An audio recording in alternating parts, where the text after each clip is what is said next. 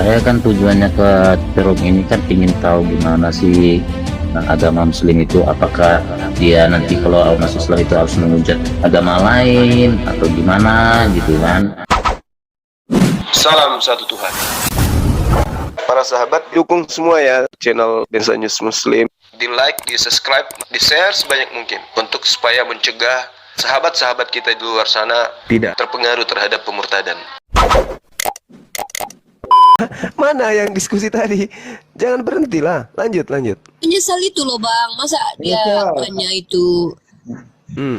Gimana? Bang menyesal, itulah ngobrol dulu sama abang kami, abang Zuma. Mana tahu nanti syahadat. Ada aja nggak? Ada. Mendingan kamu nanya-nanya tentang Islam aja menyesal. Nanti kalau diajak nyambung ke Bible nggak nyambung soalnya.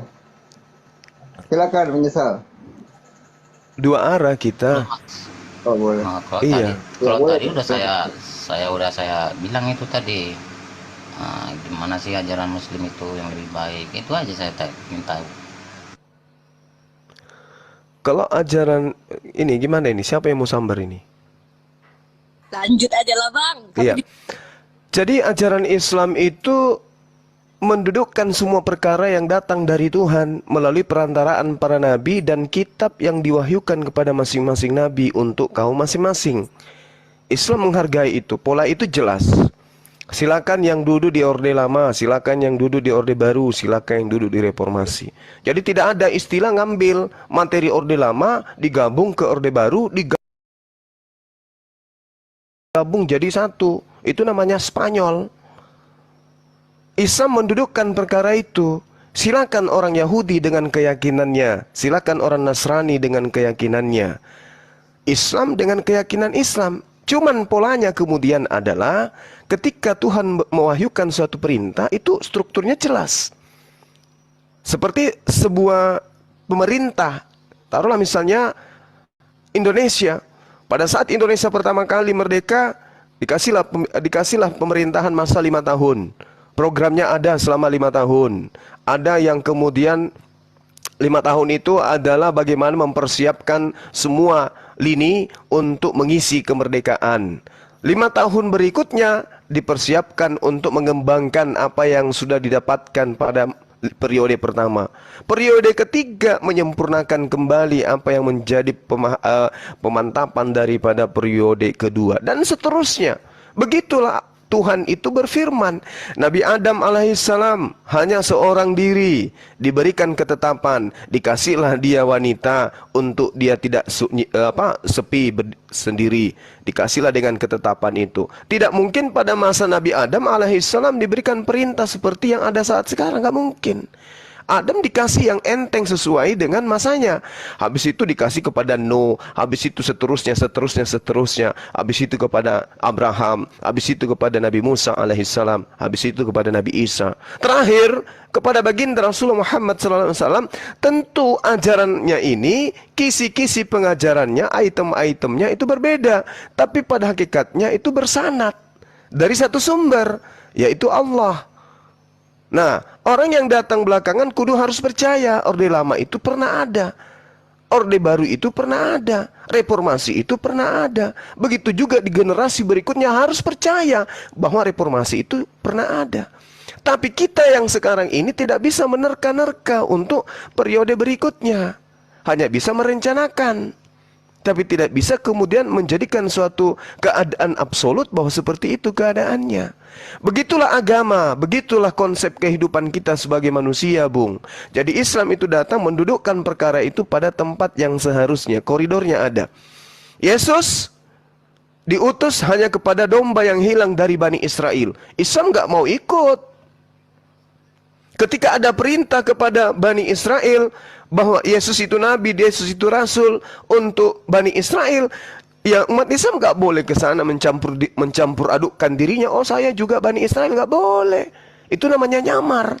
Itulah Islam, mendudukkan sandar logika sehat untuk menerima pesan dari langit bahwa ada yang seperti ini didudukkan seperti ini, ada yang seperti itu didudukkan seperti itu. Aku diutus hanya kepada domba yang hilang dari Bani Israel. Umat Islam, kalau Islam belum datang pada masa itu ya gigit jari. Nggak ada aturan buat kalian yang di luar Bani Israel. Karena yang mengikat aturan, yang membuat aturan adalah Sang Pencipta, dan aturannya hanya diperuntukkan kepada kaum tertentu, yaitu Bani Israel. Jadi yang di luar Bani Israel ngapain? Ya nggak ada, nggak ngapa-ngapain. Mereka dihukum? Tidak. Mereka nggak dihukum. Kenapa nggak dihukum? Karena mereka tidak memiliki aturan. Kok nggak bisa nggak memiliki aturan? Karena Tuhan belum berfirman kepada mereka. Tuhan hanya berkarya kepada Bani Israel. Di luar Bani Israel, mau dia salto-salto, tidak ada urusan. Perintahnya jangan makan babi. Perintah itu kepada siapa? Bani Israel. Yang di Indonesia boleh makan babi, yang bukan Bani Israel boleh. Melanggar? Tidak. Karena tidak ada peraturan untuk mereka. Mereka hidup di zaman patrah. Semua yang di luar Bani Israel melenggang, boleh melakukan apapun. Tetapi Allah mengatakan, jangan kamu ikuti dewa Molok, jangan kau ikuti mereka, jangan kau mengikuti mereka. Tapi yang mempersembahkan anak kepada dewa Molok, apa ada perintahnya? Jangan kau mempersembahkan, tidak ada. Perintah itu muncul kepada Bani Israel. Jangan kau mempersembahkan anakmu sehingga kamu sama seperti dewa Molok. Jangan. Orang yang menyembah dewa Molok di luar Bani Israel, silakan aja. Nggak ada larangan. Bebas mereka itu. Begitu juga Yesus ketika datang, aku diutus hanya kepada domba yang hilang. Ya, hanya untuk Bani Israel, bukan kita. Lalu kapan Tuhan bisa berkarya? Kok kita dibuat jadi anak yatim? Di akhir zaman, di abad ke-7 kemudian Allah mengatakan bil bayyinati wazbur wa anzalna ilaika dzikr litubayyina linnas, kepada seluruh umat manusia. Adalah Islam muncul. Jadi kalau mau mendapatkan kebenaran, sekarang Allah dari langit sudah memberikan satu ketetapan. Wahai seluruh umat manusia, wa ma arsalnaka illa kaffatan linnas. Tiadalah aku mengutus baginda Rasulullah Muhammad SAW kecuali kepada seluruh umat manusia. Coba logikanya, ini 30 detik ya. Ini logika sederhananya. Kita berdiri, sebagai orang Indonesia kita berdiri. Kita menengok ke kanan. Ada Yesus. Apa yang dikatakan oleh Yesus dari mulutnya? Wahai Bani Israel, sesungguhnya aku diutus hanya kepada kalian Bani Israel. Kita mau ikut ke sana? Nggak bisa. Tengok ke kiri kita, tengok ke depan. Di sana ada baginda Rasulullah Muhammad SAW. Apa yang dikatakan? Wahai seluruh umat manusia, sesungguhnya aku ini adalah utusan pencipta langit dan bumi yang diutus untuk kalian semua. Orang yang berpikir, kira-kira kemana perginya? Ke Yesus apa ke baginda Rasulullah Muhammad SAW? Pasti ke Rasulullah Muhammad SAW. Siapa yang ke Yesus berarti dia serigala, karena dia bukan Bani Israel. Siapa kepada baginda Rasulullah Muhammad SAW berarti mereka adalah Muslim. Seperti itu sederhananya. Silakan.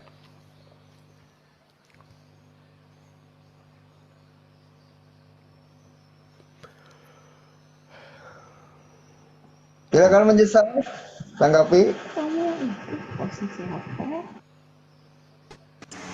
Baik, jadi gini Bang, seandainya kalau kita masuk Islam itu kan Bang, nah, jadi dosa-dosa kita yang lama itu siapa yang menanggung dan siapa yang menjamin Bang?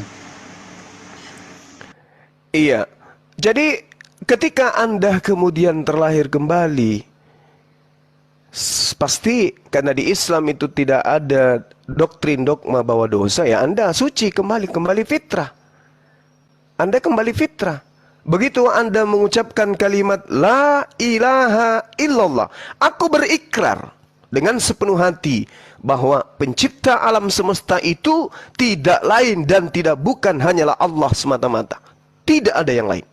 Dan aku bersaksi, aku meneguhkan hatiku, aku berikrar, disaksikan oleh banyak orang dan disaksikan oleh pencipta langit dan bumi, bahwa aku bersaksi Rasulullah Muhammad SAW itu adalah utusan Allah.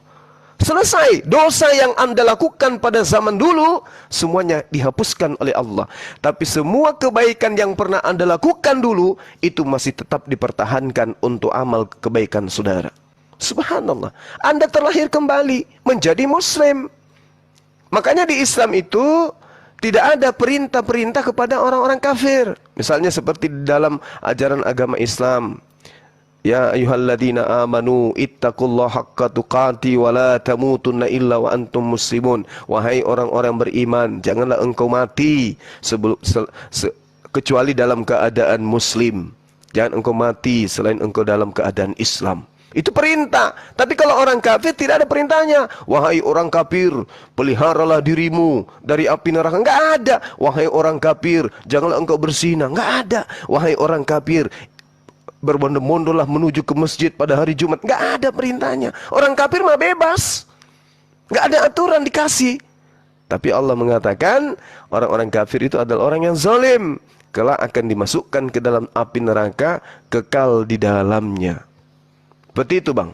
Jadi kalau anda syahadat menjadi seorang muslim, ya dosa anda berguguran, terhapuskan semua, anda menjadi fitrah kembali laksana kertas yang putih tanpa noda. Silakan. Iya, baik. Kalau dihapuskan di atas, kalau nggak dihapuskan gimana pula itu bang? Itu kaidah bang, kaidah. Allah Subhanahu wa taala kemudian ketika anda melakukan dosa, anda bermaksiat, kemudian anda datang kepada Tuhan, meneteskan air mata, penyesalan terhadap apa yang anda lakukan. Allah Maha Pengasih, Maha Penyayang.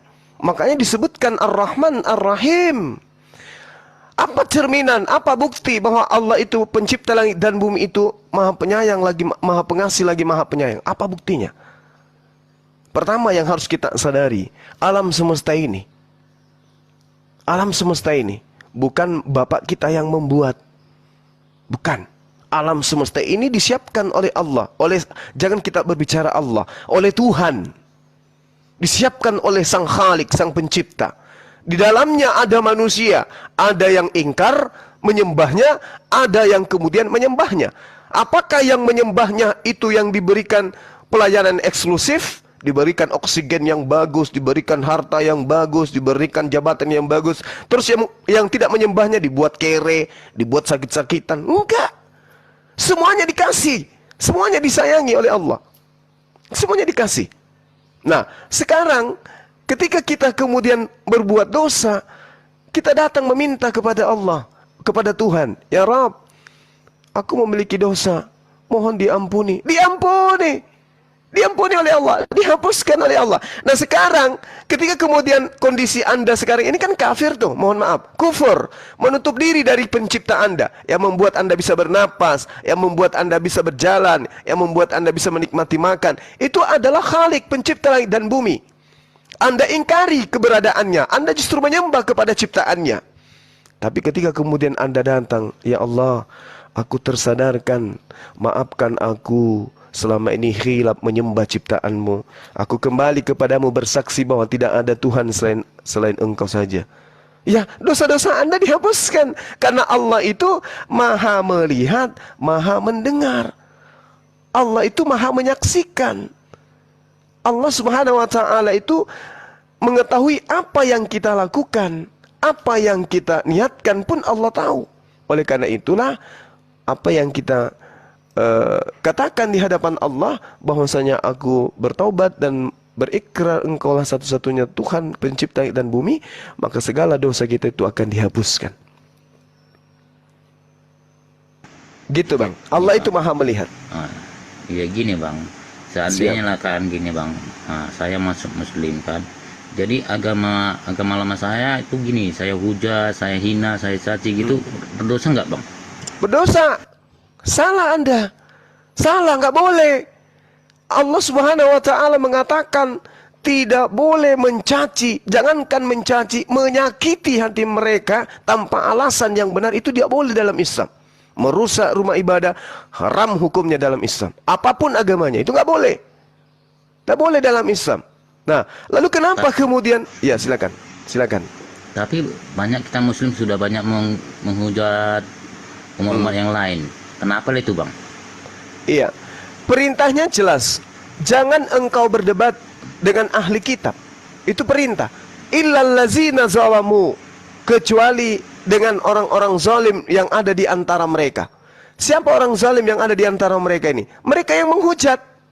Coba anda lihat, tunjukkan penghujat yang ada di Islam, yang kemudian dia buka komal, habis itu dia maki-maki Yesus, maki-maki semuanya yang ada di agama lain. Ada anda lihat itu? Anda tidak akan menemukan itu. Yang Anda lihat selama ini adalah Bang Suma. Ketika tampil seperti ini di Komal-Komal, Anda melihat dari sebelah mata. Anda tidak melihat mata yang lain. Bahwa keberadaan Bang Suma adalah untuk mengkanter hinaan hujatan orang-orang kafir terhadap Islam. Itu yang Anda nilai. Jadi umat Islam mengatakan, Al-Quran mengatakan, jangan engkau berdebat dengan ahli kitab, kecuali orang-orang yang zalim yang ada di tengah-tengah mereka. Siapa orang-orang zalim ini? Orang-orang zalim itu yang menghujat agama Islam. Wala tujadilu ahlal kitab illa billati hiya ahsan. Jangan engkau berdebat dengan ahli kitab. Siapa ahli kitab itu? Yahudi dan Nasrani. Apakah Kristen? Bukan. Melainkan dengan cara yang baik. Illa billati hiya ahsan. Jangan kau berdebat kecuali dengan cara yang baik. Illalladzina zalamu minhum, kecuali dengan orang-orang yang zalim. Siapa zalim ini? Orang zalim itu adalah orang yang mempertuhankan manusia. Orang yang kemudian sudah tahu menyembah manusia itu diusir, tetap aja menyembah manusia. Zalim. Maka kepada mereka kita harus tegas. Kami nggak ada menghujat. Ketika kemudian ada dialog dibangun antara misalnya Bang Suma dengan Pak Bombom.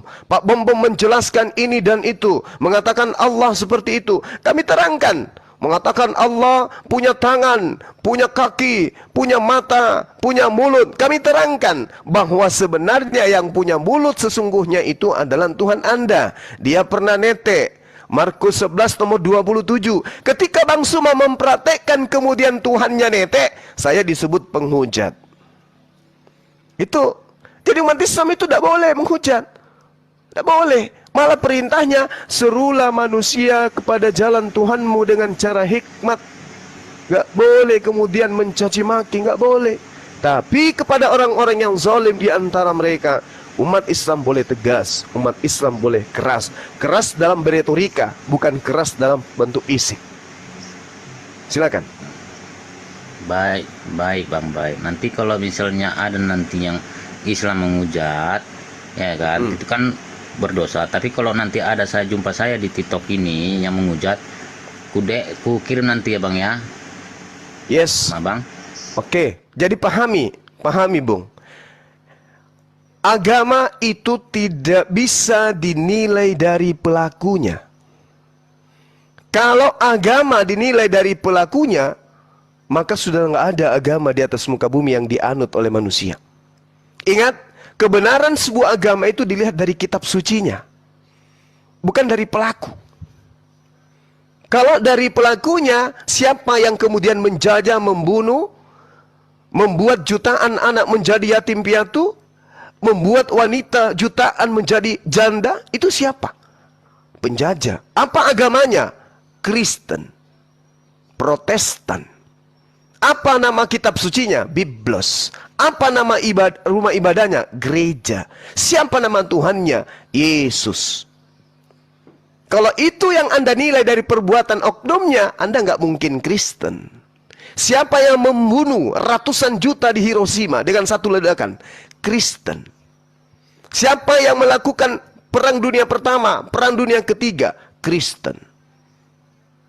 Siapa perang salib itu? Kristen. Siapa yang membunuh baru-baru 4 hari yang lalu seorang TNI di Papua? Kristen. 4 hari yang lalu TNI dibocorkan kepalanya dengan timah panas. Siapa pelakunya? Kristen. Agamanya maksudnya. Jadi kalau Anda menilai oknum agama melalui oknum, selesai Anda akan gila nanti. Anda akan gila. Kenapa? Karena ketika Anda tidak mau Islam, karena di Islam ada penghujat, Anda pindah ke Kristen. Di Kristen ada penghujat, Anda pindah di Hindu. Di Hindu ada penghujat, Anda pindah ke Buddha. Buddha ada penghujat, Anda jadi ateis. Ternyata ateis tidak ada kala ganasnya. Anda mau kemana? Gila. Jadi solusinya, mencari kebenaran itu melalui kitab suci agama, bukan dari pelaku. Seperti itu, Bung. Silakan. Baik Bang, baik. Jadi gini Bang, saya kan tujuannya ke Perum ini kan pingin tahu gimana sih agama Muslim itu, apakah dia nanti kalau masuk Islam itu harus menghujat agama lain atau gimana gitu kan. Nah, itu aja. Nggak boleh bang, nggak boleh. Jadi gini, kita lihat fenomena yang ada. Berapa yang mu'alaf, berapa yang murtad. Sejatinya ketika orang meninggalkan sesuatu, menuju kepada sesuatu, sejatinya yang ditinggalkan itu adalah sesuatu yang buruk, menuju kepada yang lebih baik. Apa maksudnya Bang Suma? Begini, ketika Anda di Islam, lalu pindah keluar Islam, misalnya menjadi seorang Kristen, berarti Anda meninggalkan sesuatu yang tidak baik, menuju kepada yang baik. Itu teorinya itu begitu. Anda pindah ke rumah yang lebih baik atau rumah yang lebih hancur daripada yang Anda tinggalin. Pasti kita menuju kepada rumah yang lebih baik dan meninggalkan rumah yang buruk, busuk, tidak terurus dan seterusnya. Itu teori dan prakteknya begitu. Nah sekarang kalau ada orang meninggalkan Islam, masuk menjadi Kristen, tapi di sana dia menjadi pencaci, menjadi penghujat, menjadi penista, artinya dia meninggalkan Islam menuju kepada kubangan kerbau. Meninggalkan sebuah istana menuju kepada gubuk derita. Kan begitu poinnya. Apa yang ingin saya sampaikan di sini? Tolong Anda lihat dengan kacamata yang sehat. Bagaimana orang-orang murtad yang meninggalkan Islam menuju Kristen? Saifuddin Ibrahim, MKC, siapa lagi? Sopiatul, siapa lagi yang mengaku mereka itu dari Islam?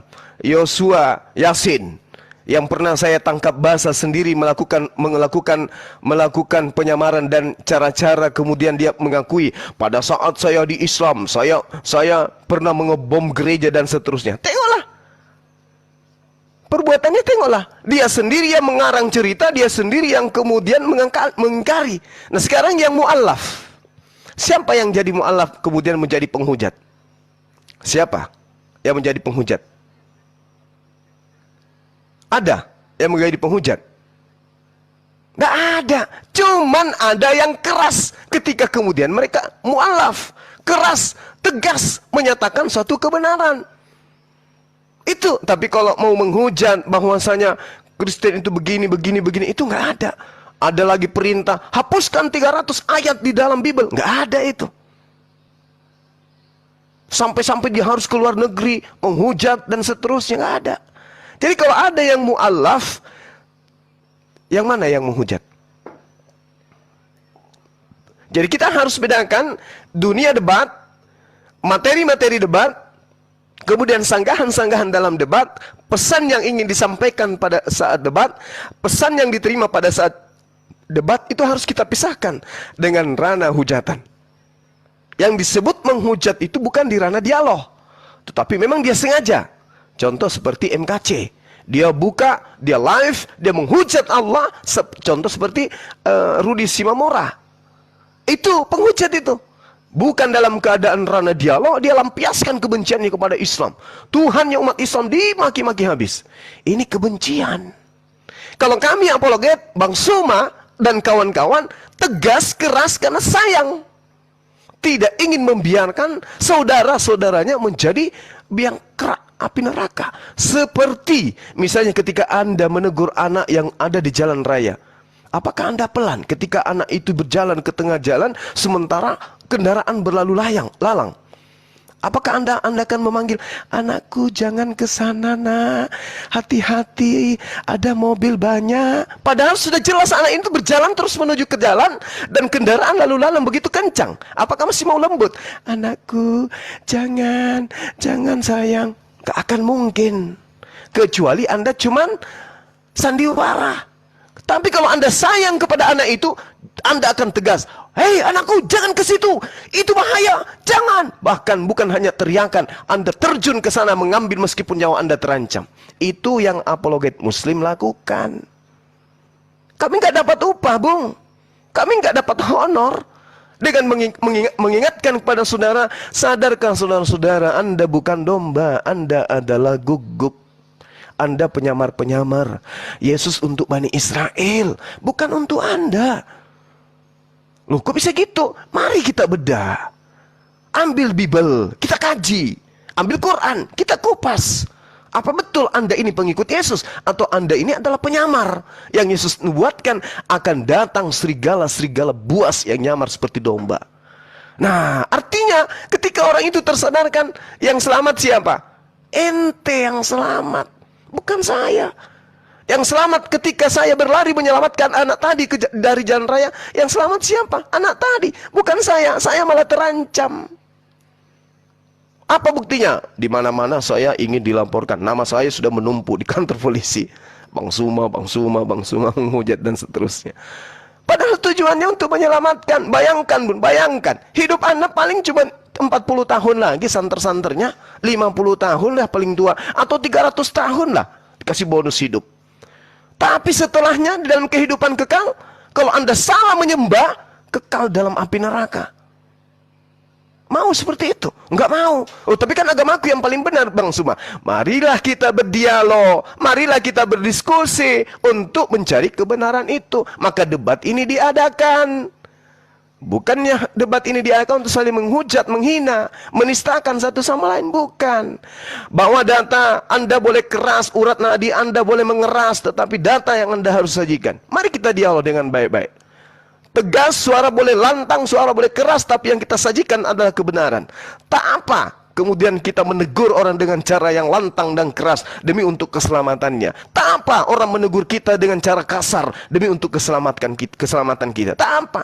Indonesia itu dibangun dari perjuangan, bukan hanya lintas satu suku, tapi lintas suku, lintas ras, lintas agama, lintas budaya, lintas bahasa, lintas daerah. Untuk itulah kemudian mari kita saling mencintai, menyelamatkan satu sama lain. Jangan saling sikut satu sama lain. Mentang-mentang Islam diam ketika kitabnya kemudian dihujat, semakin merajalela.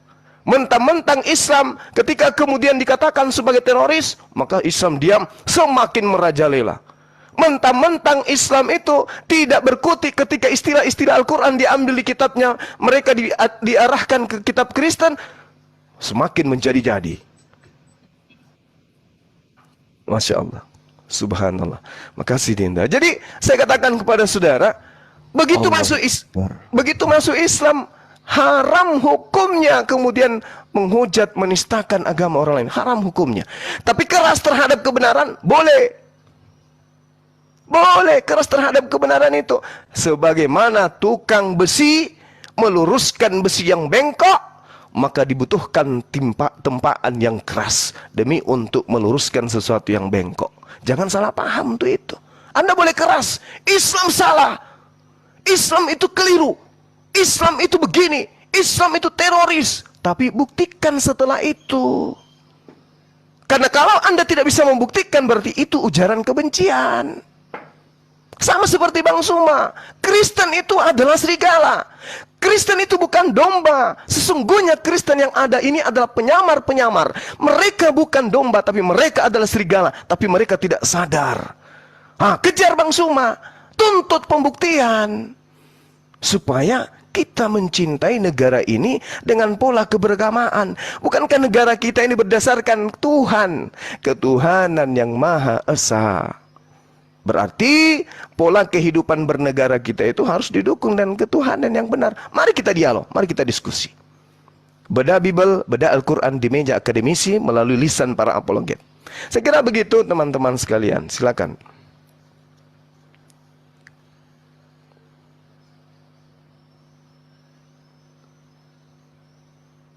Iya. Untuk Mbak Senja saya turunkan dulu. Ada mungkin ini, abang ini Kristen mungkin mau naik nih.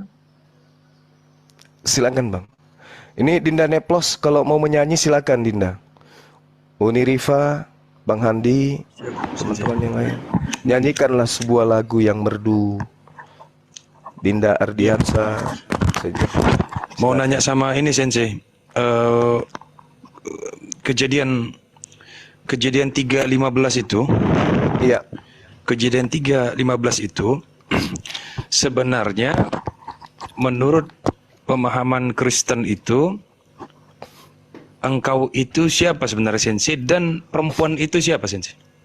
Iya baik. Ini pertanyaan sebagai edukasi, sama-sama kita belajar ya. Jadi ya silakan narasinya dulu dibangun, silakan. Ya jadi kalau yang tak baca dari ini Sensei, dari sebentar. Ini ya. Kristen harus bisa menjawab seharusnya. Ternyata ada di sini Sensei. Kerajaan Allah. Jadi begini. Pertama, ini adalah mungkin ya, ini adalah pertanyaan yang sangat sukar untuk dijawab oleh Kristen. Karena Kristen selalu merujuk kepada nubuatan itu. Nubuatan itu. Bahwa kelak Yesus akan meremukkan kepala dan meremukkan tumit. Dan begitu.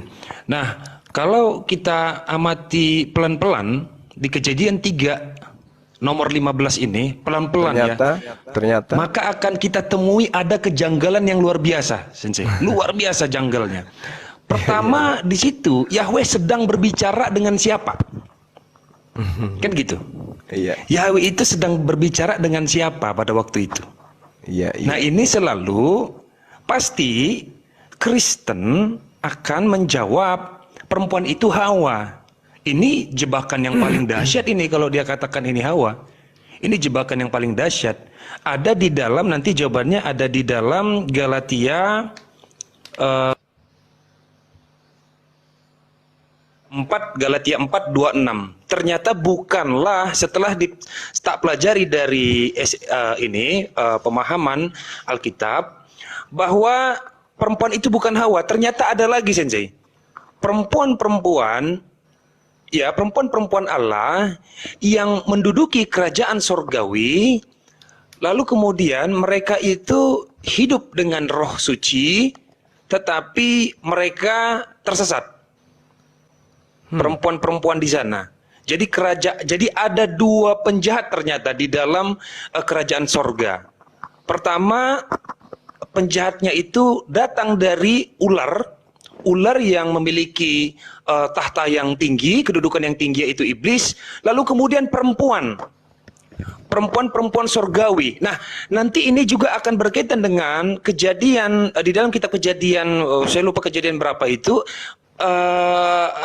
para anak-anak Allah itu melihat anak-anak manusia dan mereka mengambil istri-istri.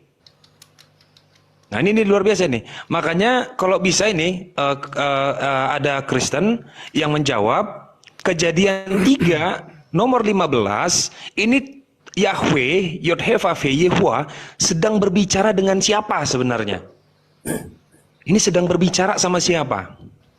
Nah, kalau bisa itu nanti Kristen yang jawab ya. Tapi nanti kalau boleh dibantu juga Sensei, silakan Sensei.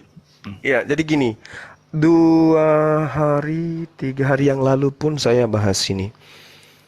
Dengan siapa saya berdebat waktu itu ya. Membahas tentang kejadian ini, tentang dosa waris awalnya. Bahwa Tuhan yang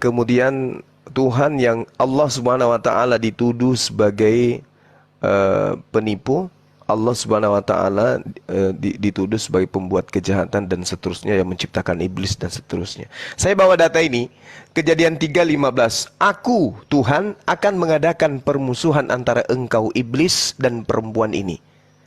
Karena ini berbicara mengenai kejadian di masa Adam alaihissalam, maka perempuan ini adalah Hawa. Siapa yang mengadakan? Siapa yang mengadakan? Di dalam bahasa Ibrani mengadakan itu kan jelas bagi kita. Bagaimana kemudian shit itu artinya menaruh, membuat, memperhatikan, atau meletakkan, atau menetapkan, atau apa istilah itu ya? Mengarahkan. Jadi Tuhan sendiri yang merancang permusuhan itu. Aku yang membuat. Tapi ini cuma terjemahan ya. Wallahu alam, di kitab yang teman-teman Yahudi punya ini cuman kitabnya Kristen yang kita bahas. Aku akan mengadakan permusuhan. Jadi Tuhan sudah merancang permusuhan. Jadi kalau dikatakan bahwasanya ada dosa waris, kenapa bisa Adam kemudian dikatakan berdosa? Kenapa keturunannya dikatakan berdosa? Sementara yang merancang adanya permusuhan adalah aku. Aku yang merancang. Aku yang shit. Aku yang merancang adanya permusuhan antara iblis dan perempuan. Cuma yang menarik di sini, Dinda Net Plus, yang menarik bagi saya ya, adalah ketika dikatakan begini, keturunannya akan meremukkan kepalamu. Keturunannya akan meremukkan kepalamu. Dan engkau akan meremukkan tumitnya. Ini udah betul. Kalau dikatakan engkau di sini adalah iblis, akan meremukkan tumitnya. Apa pembuktiannya? Oke, kita lihat Yesus dipaku di atas tiang salib. Ya kan gitu. Keturunanmu masuk ke dalam Yudas. Terjadi kemudian keturunan wanita itu tumitnya diremukkan di atas tiang salib, dipaku. Oke. Permasalahannya adalah kapan Yesus meremukkan kepala iblis? Kan keturunanmu. Aku akan mengadakan permusuhan antara engkau dan perempuan itu. Jadi Tuhan lagi berbicara dengan iblis. Aku akan mengadakan permusuhan antara engkau dan perempuan itu. Antara keturunanmu dan keturunannya. Keturunannya akan meremukkan kepalamu. Keturunan daripada Hawa akan meremukkan kepalamu. Dan engkau, keturunanmu akan meremukkan tumitnya. Keturunanmu masuk ke Yudas. Yudas berkhianat ketika Yesus mengatakan dalam Yohanes 10 ya. Yohanes 10, sorry. Saya lupa. Dia katakan bahwa aku yang memilih engkau yang 12. Tetapi salah satu di antara kamu adalah iblis, yaitu Yudas. Nah, Yesus diremukkan tumitnya di atas tiang salib. Tergenapi. Tapi Yesus kapan meremukkan kepala iblis? Kapan? Di mana itu terjadi? Gak pernah. Kapan itu terjadi? Berarti nubuatan ini bukan untuk Yesus sebenarnya. Bukan untuk Yesus. Betul. Ini bukan untuk Yesus ini. Bukan untuk Yesus. Kenapa bukan untuk Yesus? Karena Yesus tidak pernah meremukkan kepala iblis. Tapi fakta Yudas, iblis melalui Yudas, Yesus diremukkan. Ini artinya apa? Kalau kita mau melihat, ya kalau saya sih sebagai Muslim, saya katakan ini bukan untuk Yesus ini, bukan untuk Yesus. Ya mungkin yang dimaksud kitabnya teman kita Yahudi ini ya, nah, kita butuh juga pengetahuan dari mereka tentang data ini. Ya mungkin maksudnya adalah para nabi. Mungkin maksudnya para nabi, masing-masing nabi yang datang kepada mereka diberikan penyangkal-penyangkal iblis kepada kaumnya. Karena di Islam ketika kita membaca A'udzubillahi minasyaitonirrajim, iblis itu semuanya menjauh.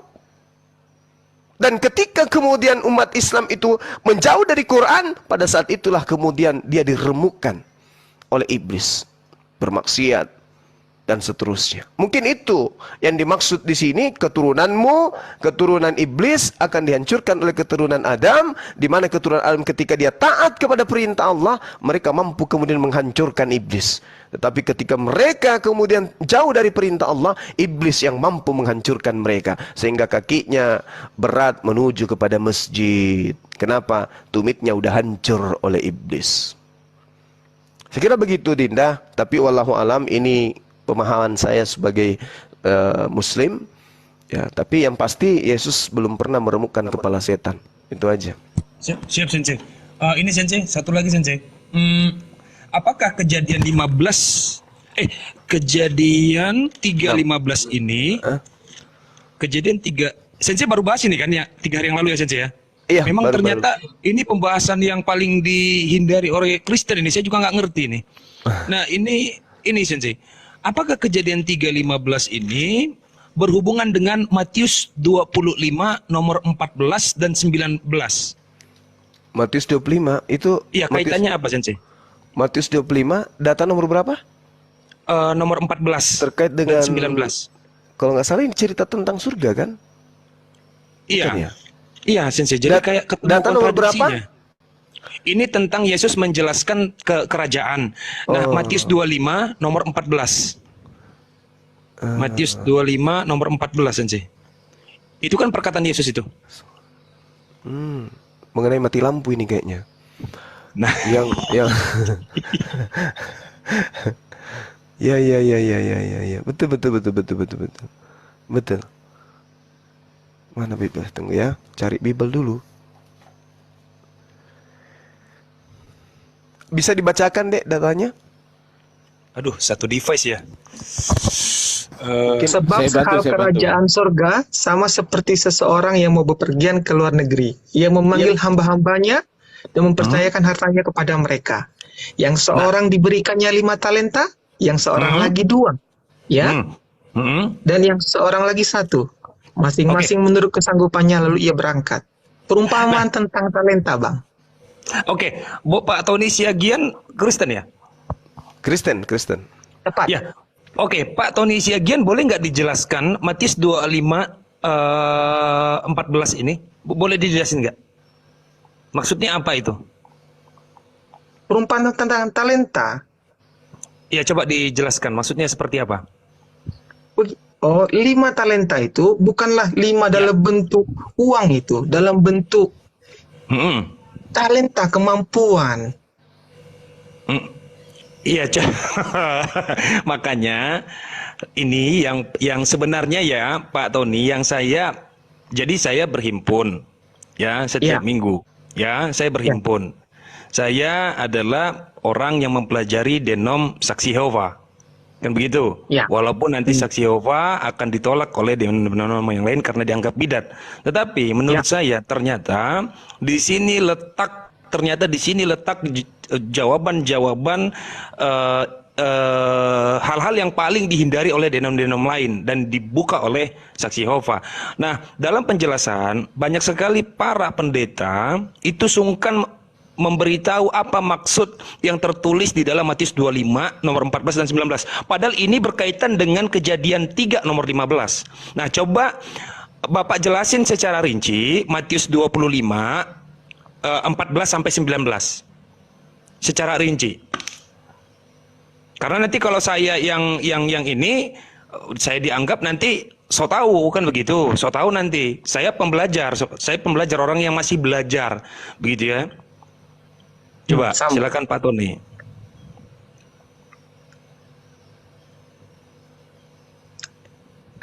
Talenta itu diberikan oleh tuannya, perumpamaan.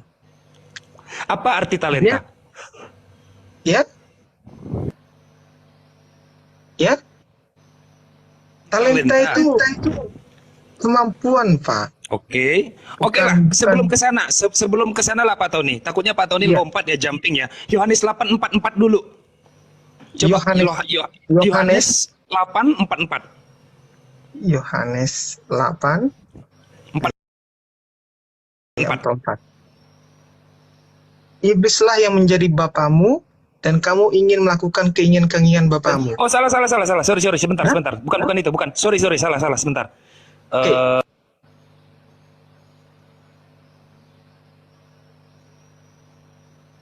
Oke. Galatia 4:26. Sorry, kok ke situ. Galatia 4:26. Ya, nah itu Pak. Coba tolong dijelaskan, Pak. Galatia 4:26. Ya. Nah, ini ada kaitan ini. Galatia 4:26. Ya. Tetapi Yerusalem surgawi adalah perempuan yang merdeka dan ialah ibu kita. Apa artinya ibu kita?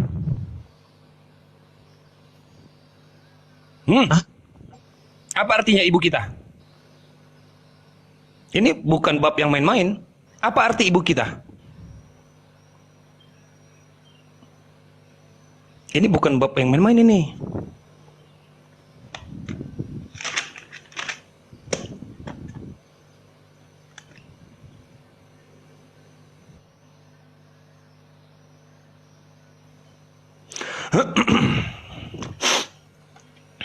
Karena Pak ya, karena begini, ada yang disembunyikan. Ternyata Taman Eden yang dimaksud itu Yerusalem. Ada, ya, Yerusalem. Taman Eden, Yerusalem, di bumi. bukan antara sungai Efrat, sungai Tigris dan lain sebagainya. Yerusalem. Nah, kalau memang bukan Yerusalem, kalau memang bukan Taman Eden, bukan Yerusalem, apa arti ibu kita? Kenapa diperumpamakan sebagai ibu kita? Bisa saya dengar lagi itu pendapat Bapak Ya. tadi apa? Kalau Taman Eden itu Ya, bukan kan? Menurut Pak Tony kan bukan ya? Yerusalem itu bukan Taman Eden ya? bukan. Bukan. Baik, kalau begitu jelaskan di Galatia 4:26. Apa artinya Iya. itu? Ibu kita. Tetapi Yerusalem surgawi adalah perempuan yang merdeka dan dialah ibu kita. Iya, apa itu maksudnya? Yerusalem itu adalah Tanah yang diberkahi, yang ya. diberkati, diberikan sama Musa kepada orang Bani Israel. Iya, maksudnya ibu kita itu. Apa maksudnya, Pak Tony? Kalau memang Pak Tony tidak sepakat bahwa Yerusalem adalah Taman Eden, maka Iya. berarti Yerusalem yang disebut sebagai ibu kita, apa maksudnya?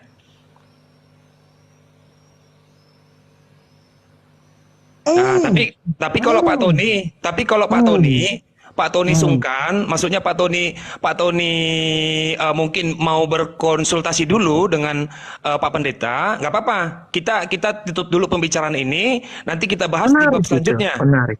Nanti kita bahas di bab selanjutnya. Karena begini Pak Tony, iya. ibu ya, Ya. jadi ada perbedaan. Jadi begini Pak Tony, saya lebih logis bahwa ternyata yang merujuk ke, waduh, ini sebenarnya sebentar. Jadi, tapi gini aja lah Pak Tony. Ini babnya panjang. Ini babnya panjang. Ya udah, Pak Tony diskusi dulu sementara ini dengan para guru-guru yang lain lah ya. Ini nanti coba saya ini lagi lah, nanti coba saya rangkum dulu gitu. Saya rangkum dulu. Soalnya nanti takutnya Pak Tony lompat kan nanti nggak enak kita diskusi. Silakan. Kalau gitu izin bicara sama Bang Zuma. Silakan, yang memang saya ngundang Bang Tony. Silakan. Oh, Sensei. Os, Bang Ogenki desu ka? Tony. Ogenki desu ka? Yes. Tadi Bang Juma, saya juga masih Q3 kemarin waktu di Inkai. Menarik sekali ya. Iya. Jadi Bang Juma tadi bilang katanya ada ndak oknum-oknum yang menghujat Kristen? Ada, itu Ustadz yang bilang di kayu salib, ada Jin, terus ada juga Ustadz Yahya Waluni, juga ada Ustadz Maher tapi udah meninggal beliau. Itu ada yang menghujat Kristen. Terus pertanyaan abang lagi, ada tidak mereka itu hanya oknum, yang benar itu mengenai ajarannya. Tapi di surat At-Taubah ayat 123 dengan ini ini surat Sahih Al-Bukhari volume 4. Volume 4 nomor 1200 berapa ini? 1214. Dia bilang, narrated Ibnu Umar, bahasa Inggrisnya Bang ya, that Prophet Muhammad said, my livelihood, maaf ya tulisannya tidak nampak, my livelihood is under the shade of my spear, and he who disobeys my order will be humiliated by paying jizya. Nah, terjemahannya seperti ini. Apa yang dikatakan tentang tombak? Dikisahkan Ibnu Umar bahwa Nabi Muhammad berkata, mata pencarianku berada di bawah bayang tombakku. Dan siapa yang tidak mematuhi perintahku akan dihinakan dengan bayar jizyah. Di bawah bayangan tombakku itu berarti war booty, jarahan perang. Itu similar dengan surah At-Taubah ayat 123. Pendapat abang gimana tentang hadis sahih itu, hadis sahih Al-Bukhari dengan At-Taubah 123? Silakan Bang. Iya, baik. Jadi Rasulullah Muhammad SAW itu datang membawa hukum yang berapi-api. Ketika dikatakan di dalam Al-Quranul Karim, ya ayyuhalladzina amanu katilul ladzina apa ya ayatnya di situ ya, qatilul ladzina, wahai orang-orang yang beriman, perangilah orang-orang kafir yang ada di sekitar kamu, dan hendaklah mereka merasakan sikap tegas darimu, dan ketahuilah bahwa Allah beserta orang yang bertakwa. Ini maksud daripada ayat ini bercerita tentang keadaan pada masa itu, bukan keadaan sekarang, tetapi pada masa kemudian Rasulullah Muhammad SAW menyampaikan dakwah kepada orang-orang kafir yang ada di sekitarnya. Itu yang perlu saudara pahami. Nah, terkait dengan pengakuan Rasulullah, ya memang beliau memang harus tegas bahwa orang-orang itu memang diajarkan kemudian untuk membayar upeti. Itu jelas itu. Sehingga yang perlu kita pahami di sini adalah ketika Rasulullah Muhammad SAW mewajibkan jizyah kepada mereka, ya itu adalah bagian daripada ketetapan. Karena kenapa? Pemerintah yang berlaku pada saat itu adalah pemerintahan beliau. Sama seperti di negara kita ini. Mau dia Islam, mau dia Kristen, mau dia Hindu, siapapun wajib bayar pajak.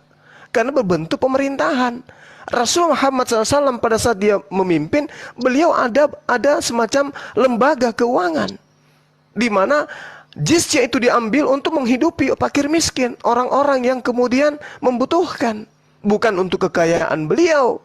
Makanya satu-satunya kemudian raja pemimpin yang tidak meninggalkan istana hanya beliau. Itu yang perlu saudara pahami. Ketika dikatakan, wahai orang-orang beriman, perangilah orang-orang kafir yang ada di sekitar kamu. Ini berbicara tentang apa? Bagaimana asbabun nuzul daripada pemahaman ayat ini? Bukan berbicara tentang yang sekarang.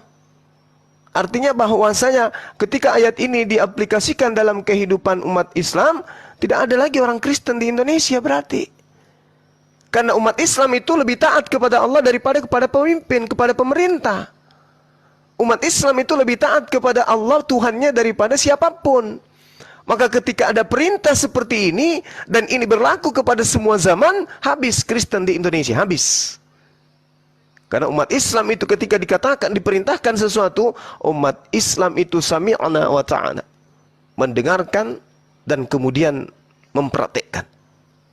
Nah, ini adalah zaman Rasulullah. Ketika orang-orang kafir yang ada pada saat itu melakukan perlawanan kepada umat Islam, kepada baginda Rasulullah Muhammad SAW, sama seperti Nabi Musa. Bedanya Rasulullah Muhammad SAW memiliki kaidah-kaidah di dalam memperlakukan musuh-musuh Allah. Berbeda dengan Musa, nggak ada kaidahnya selain tumpas, bunuh, jangan kau biarkan apapun yang bernapas. Itu Nabi Musa. Setelah Nabi Musa, Tuhan mengatakan akan datang sosok Nabi yang sama seperti engkau, wahai Nabi Musa. Jadi kalau ada Nabi datang justru dia dibunuh, itu bukan Nabi yang sama seperti Musa. Karena Nabi yang sama seperti Musa ketika datang, dia harus menegakkan hukum menyala-nyala kepada semua hukum yang ada di atas muka bumi. Hukum apapun, hancur, hangus, dibasmi oleh hukum yang dibawa dari langit. Itu poin yang pertama. Kemudian yang kedua, ketika saudara mengatakan ustadz kami, ulama kami menghina, menista, bung, baca Bible sekarang. Kalau anda orang terpelajar pasti akan anda sadari. Di dalam kitab saudara Wahyu 9 nomor 20 jelas dikatakan, tetapi manusia lain yang tidak mati oleh malapetaka itu tidak juga bertaubat dari perbuatan tangan mereka. Mereka tidak berhenti menyembah roh-roh jahat, jin, setan, demit, dan berhala-berhala dari emas dan perak, dari tembaga, batu, kayu yang tidak dapat melihat dan mendengar atau berjalan. Ini siapa yang melakukan ini? Siapa yang membuat patung dari batu, dari kayu? Siapa? Kata Wahyu 9:20, mereka itu adalah orang yang tidak berhentinya menyembah roh-roh jahat. Roh jahat dalam Islam itu jin kafir. Paham ya? Saya setuju. Oke, silakan. Nah, ini konsep antara pajak dengan uang jizyah itu, menurut pandangan saya berbeda, Bang. Kalau pajak itu, kita ambil dari kata-kata demokrasi, demos dan kratos. Dari rakyat, oleh rakyat, dan untuk rakyat. Itu pajak bagi saya. Contoh gini, saya orang Indonesia, bayar pajak terhadap orang Indonesia, dari Indonesia, oleh orang Indonesia, dan untuk Indonesia. Dan pada Sahih Al-Bukhari tadi, volume keempat itu, dari orang Yahudi, oleh orang Yahudi, untuk orang Arab. Itu dua keadaan yang berbeda. Yang satu pajak karena untuk pembangunan orang Indonesia, yang satunya lagi palak untuk pembangunan kerajaan Islam, untuk peradaban Islam. Menurut Bang Juma gimana? Iya, jadi gini Bung, saya katakan sekali lagi, Rasulullah Muhammad SAW itu adalah seorang pemimpin. Siapapun yang ada di bawah pimpinannya harus menjalankan roda kepemimpinan itu berupa satu struktur pemerintahan atau kerajaan atau ketatanegaraan. Maka sebuah lembaga yang disebut negara tentu membutuhkan biaya. Maka Rasulullah Muhammad SAW kepada orang Islam yang ada di bawah pemerintahannya dipungut zakat. Kepada orang non-muslim dipungut jizyah. Apa yang jadi masalah? Gak ada permasalahan di situ. Pemerintahan Islam memberlakukan pada zaman Rasulullah Muhammad SAW memungut pajak kepada non-muslim. Lalu mereka apakah dianiaya? Apakah mereka kemudian dizolimi? Tidak. Mereka yang tunduk kepada tatanan pemerintahan yang dianut oleh Rasulullah Muhammad SAW pada saat itu, mereka membayar jizyah, berarti mereka aman. Mereka dilindungi, mereka diayomi, tidak dizolimi sedikit pun. Begitu juga umat Islam. Begitu juga umat Islam. Yes. Saya setuju itu, Bang. Ketika mereka bayar jizyah, mereka memang aman. Dan itu benar. Tapi bagi saya itu amannya itu seperti udahlah. Memang iya, aman kok ketika bayar uang jizyah. Tapi seperti seolah-olah karena sudah mau masuk zuhur, mungkin abang-abang mau pergi sholat dulu. Saya juga ada urusan penting. Bang Juma Sensei, iya, siap. I wish you all the best. Thank you. Semoga kamu panjang umur. Saya sayang sama kamu. Kamu seorang ahli bela diri. Saya suka. Saya juga pernah ikut. Tapi masih di bawah kamu. I wish you all the best. May God bless be upon you. Saya izin permisi dulu, Bang, ya. Sebentar terakhir Pak Tony, sebelum pamit terakhir boleh? Ya. Pak Tony. Ya. Dijelaskan Yesaya 43 nomor 12 secara singkat saja, boleh? Nah, Pak Tony, karena di situ ada hal yang harus teman-teman Kristen terima, maksudnya ya, bahwa tidak ada di situ bahasa metafor, bahasa kiasan, bahasa alegori, tidak ada. Itu eksplisit bahwa hanya dia, hanya aku. Yesaya berapa? Yesaya 43. Yesaya 43 ayat 12. Akulah yang memberitahukan, menyelamatkan dan mengabarkan, dan bukannya Allah asing yang ada di antara kamu. Kamulah saksiku, demikianlah firman Tuhan, dan akulah Allah. Di mana Yesus? Demikianlah firman Tuhan, dan akulah Allah. Di mana Yesus di situ? Dan akulah Allah. Di mana Yesus di situ? Tidak ada. Tidak ada ya? Itu ucapan itu diucapkan oleh Yahweh ya? Ya. Yahweh. Nah, nanti di situ di ayat seterusnya bahwa Yahweh memberitahu Yahweh akan memancarkan air yang jernih dari padang gurun ya, dari gurun ya. Nah, nanti ada di situ tuh ayat-ayat seterusnya nanti dibaca aja. Nah, ini kalau mau dirujuk kepada satu nubuatan, gurun ya, gurun pasir, nanti kita bisa berdebat persoalan ini. Apakah nubuatan itu nanti kepada orang yang tinggal di belantara pasir atau ini merujuk kepada Yesus yang lahir di kandang domba? Nah, karena di situ di Yesaya 43 nomor 12 yang bisa menyelamatkan, yang bisa mengabarkan, dan yang bisa mengapa tadi? Menyelamatkan itu hanyalah aku. Ya, tidak ada oknum lain di situ. Oknum lain tidak ada. Tidak ada oknum lain di situ. Hanya satu oknum. Kan gitu. Ya, tapi Pak Tony Tritunggal ya? Saya tidak menjawab pertanyaan itu, Pak. Oke. I know. Tony pernah diskusi sama aku. Dia bilang dia Unitarian waktu itu. Udah lama. Oh, seneng lah Pak Tony harusnya. Oke lah kalau begitu. Ya, izin permisi ya. Shalom aleichem.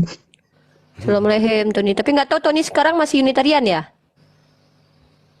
Loh, turun. Baru mulai. Ada durian terbang. Iya, ada durian. Terbang. Lucu kali. Lucu banget. Naga dong. Kalau ada Artos Vitae naikkan ya, Mas. Patung Yesus ada nggak? Coba durian terbangnya. Masya Allah, untuk Anda, untuk Masya saya dong. Allah, ada durian. Jengkol dong, jengkol. Terima kasih Pak Durian apa Tony, itu? duriannya legit. Masya Allah. Ih, dikasih durian. Sedikit ya teman-teman. Sambil kita makan durian, terkait dengan jizya yang tadi itu, sebenarnya polanya itu sudah diakui oleh beliau. Jadi memang pada zaman Rasulullah, karena Rasulullah membentuk suatu sistem, maka pola itu yang dianut sekarang oleh bangsa kita, adanya pungutan terhadap rakyat, gitu ya. Lalu kemudian Yesus itu adalah ancaman bagi perpuluhan pada saat itu untuk orang-orang Farisi dan ahli Taurat. Bahkan kita mendengarkan bagaimana kemudian Yesus mengobrak-abrik meja yang ada di bait suci. Lalu kemudian oleh karena merasa terancam, para imam-imam, rabi-rabi itu bersepakat melakukan penangkapan terhadap Yesus, mempengaruhi pemerintah yang berkuasa pada saat itu untuk segera melakukan penangkapan karena Yesus dianggap sebagai ancaman. Di dalam Matius 26, 59 dan juga Matius 22 nomor 15 itu jelas bagaimana stresnya orang-orang pada saat itu karena mereka merasa risih dengan adanya Yesus, sehingga mereka melakukan kesaksian-kesaksian palsu agar Yesus ditangkap. Dengan ditangkapnya Yesus, maka jemaat-jemaat yang tadinya lari menjadi pengikut Yesus itu bisa kembali ke mereka. Dengan kembalinya mereka, maka perpuluhan akan semakin gencar kembali dari orang-orang yang telah meninggalkan jemaat menuju kepada Yesus. Nah, ini yang tidak dipahami oleh saudara Tony. Untung dia buru-buru pergi. Nah, ini merambah sampai ke Indonesia. Ya kan? Merambah sampai ke Indonesia. Islam dengan sistemnya kemudian jizya. Apakah masih berlaku sampai sekarang? Enggak. Tapi kenapa perpuluhan masih berlaku? Sementara semua sudah dibatalkan. Dan itu hanya berlaku kepada suku Lewi. Perpuluhan itu hanya disetor kepada suku Lewi. Di antara 12 suku Bani Israel, hanya ada satu suku yang berhak menerima persembahan perpuluhan, yaitu suku Lewi. Di Indonesia emang ada suku Lewi? Di gereja-gereja mengajar? Gak ada. Tapi kok perpuluhan masih dipakai? Katanya sudah dibatalkan, tapi yang enak-enak dipakai. Sunat dibatalin, babi dibatalin, perpuluhan dilancarin. Nah, inilah dia.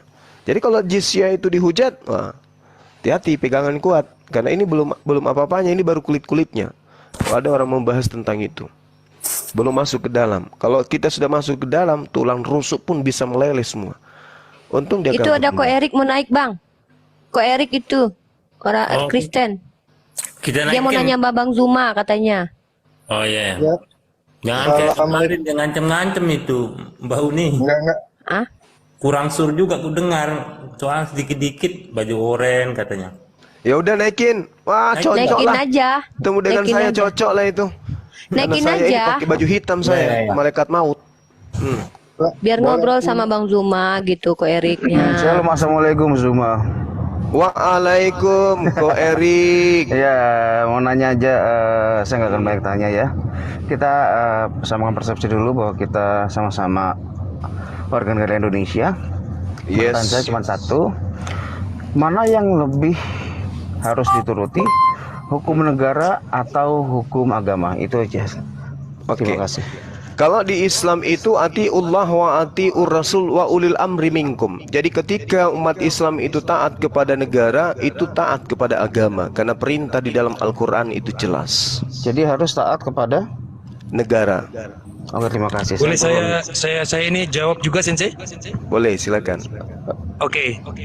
Ketika mau diadu hukum negara dengan hukum agama, maka turunannya adalah hak sebagai warga negara dengan hak sebagai manusia. Sebentar. Mana yang lebih tinggi, hak asasi manusia atau hak warga negara? Saya bertanya dengan Pak Zuma sudah menjawab. Terima kasih Pak Zuma. Hak agama. Karena hak asasi manusia lebih tinggi daripada hak warga negara. Jangan turun dulu. Ardiansa belum ngomong. Hak asasi manusia lebih tinggi daripada hak warga negara. Ardiansa, saya tidak bicara dengan kamu. Terima kasih Pak Zuma. Saya permisi. Kabur. Iya, silakan.